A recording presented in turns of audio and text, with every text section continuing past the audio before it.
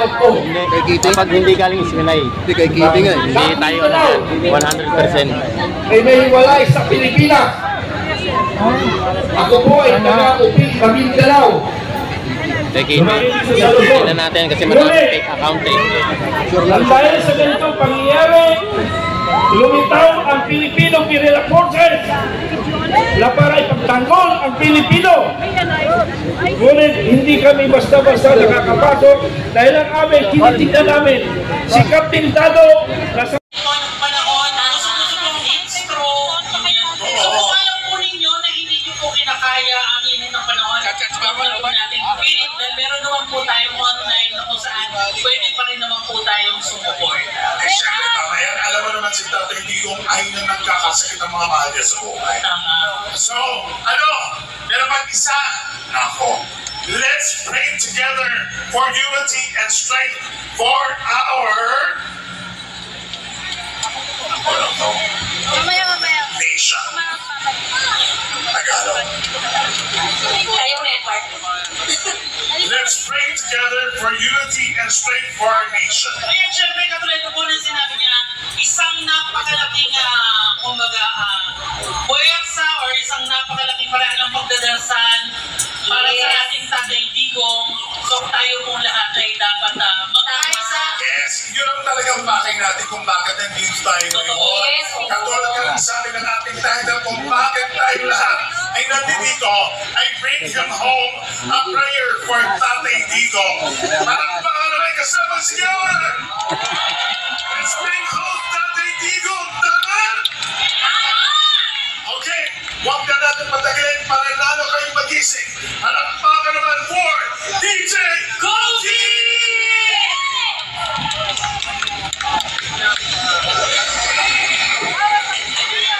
Habang hinihintay natin si DJ Koki. Ayan, meron na po kami announcement.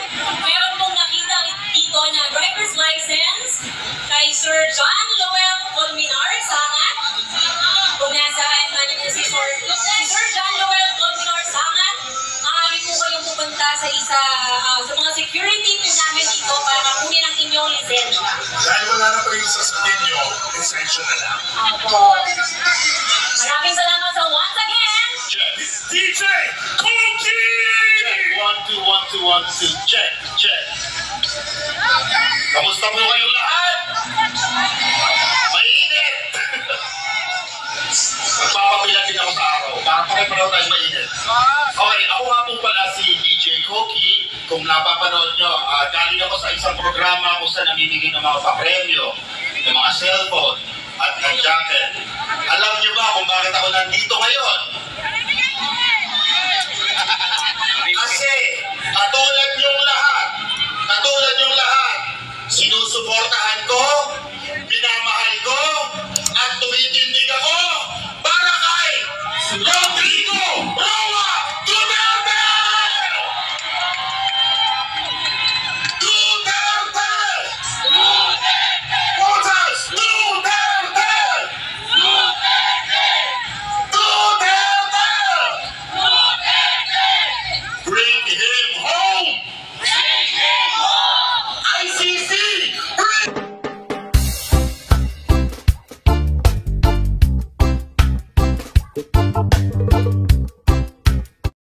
Oh, sir, ano po ang mensahe niyo po? Okay, maraming salamat. Bakit nga pala ako napunta dito?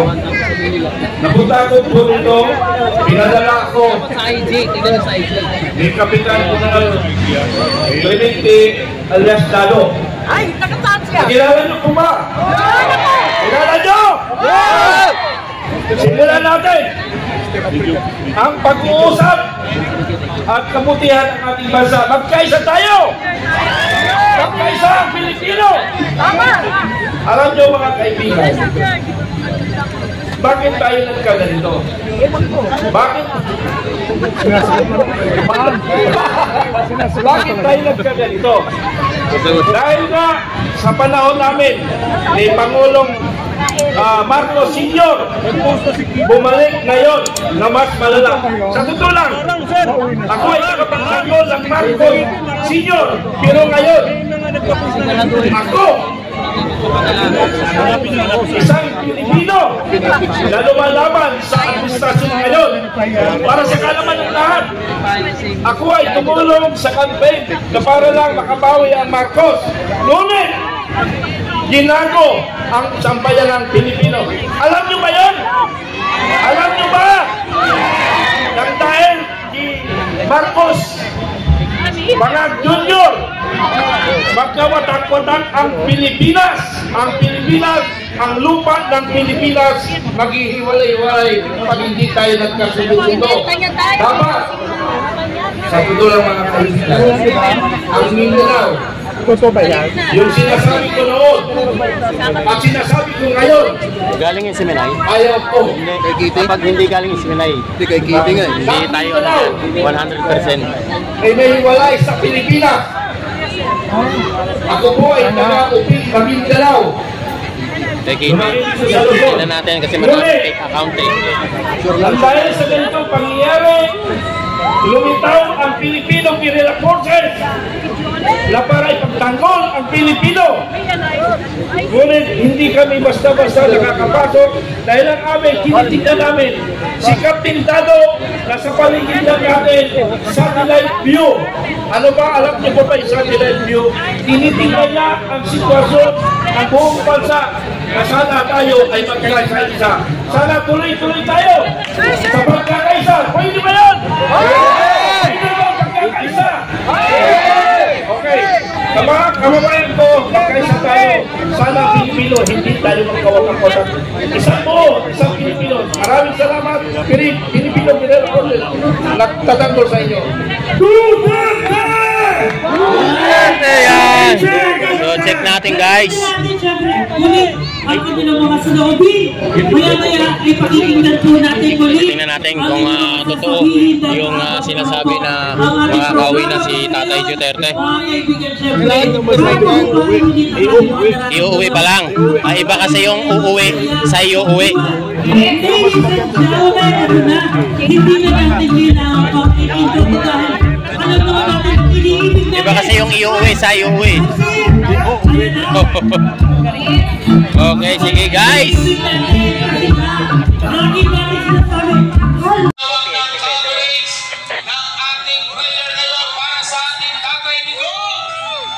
Ito yung mga vloggers na simula pa, sinuportahan na ang ating Pangulong Duterte.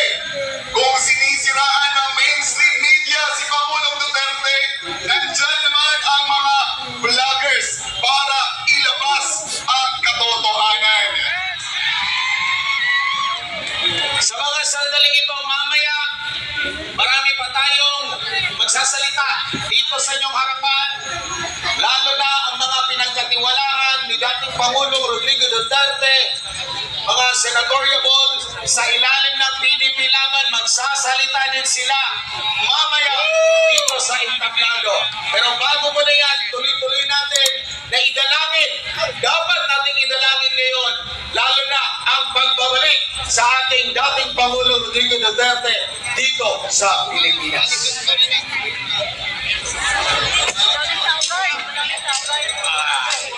Awit na.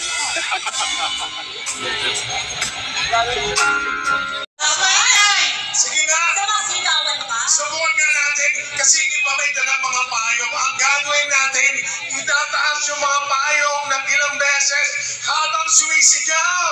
Hello, halakbang! Ano may kasama sigawan? Nandito tayo sa Bring Him Home, a prayer meeting, a prayer for Tatay Digong. Okay ba sa inyo yun?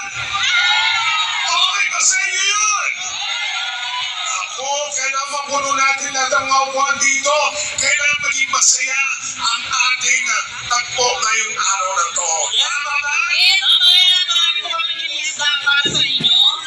So sana po, pagpasensya niyo na po dahil talagang napakainit ngayon. Pero hindi hadlang ang init para sa ating napakagandang natin ngayon. Pero guys, kakalimutan natin magpakilala kasi para makilala tayong mga taong bayan. Oo, manang party mo na yan.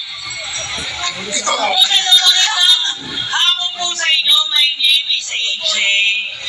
Ayan, magandang hapon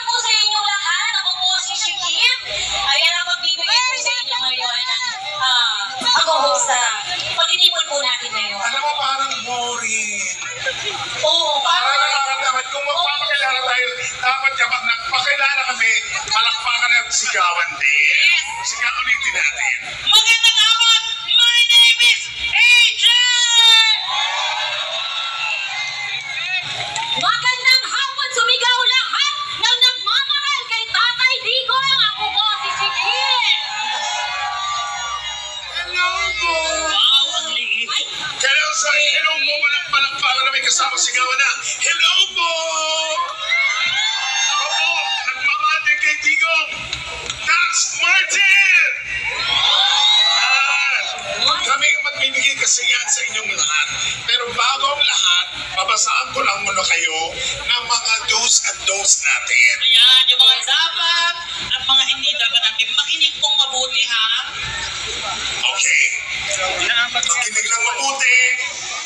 Let's all maintain peace and order and show our support in a disciplined and respectful manner. Pwede ba yun? Pwede tayong maging mabait ngayon? Alam mo, Dax, dapat dinaano mo rin yan. Tinatagalog mo din. oo, Tagalog daw. O may nagsabi nga ng Tagalog. Kasi, sige, Tagalog mo nga. Okay, para sa lahat po ng nandito ngayon sa ating pag-iipon, kailangan po mapanatili nating ligtas at tayo po ay nagkakaisa. Pwede po ba yun? So, kailangan may disiplina tayo, ha?